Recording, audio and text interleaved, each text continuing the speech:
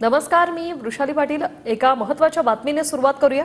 OBC आरक्षणासंबंधी 29 तारखेला सर्वपक्षीय बैठक होणार आहे. उद्या सरकारमधील मंत्री ओबीसींच्या आंदोलनाला भेट देणार आहेत. ओबीसी आणि मराठा आंदोलकांना एकत्र बसवा, ओबीसी शिष्टमंडळाची ही मागणी.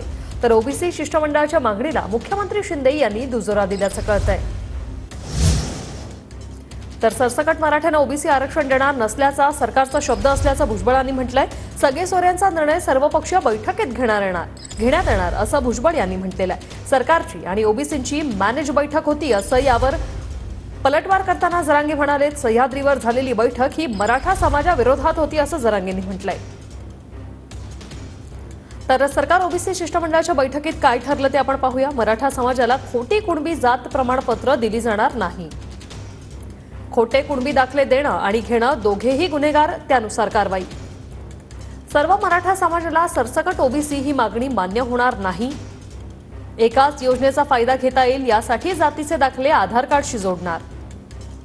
मराठा समाजाप्रमाणे ओबीसींच्या प्रश्नासाठी मंत्र्यांची समिती स्थापन होणार. सगळे सोऱ्यांच्या प्रश्नावर अधिवेशन काळात सर्वपक्षीय बैठकीत सरकार निर्णय घेणार. मराठा आणि ओबीसी समाजावर अन्याय करणार नाही, करू देणार नाही. आंदोलनावेळी ज्यांच्या घरावर हल्ले झाले त्यावरून कडक कारवाई करणार.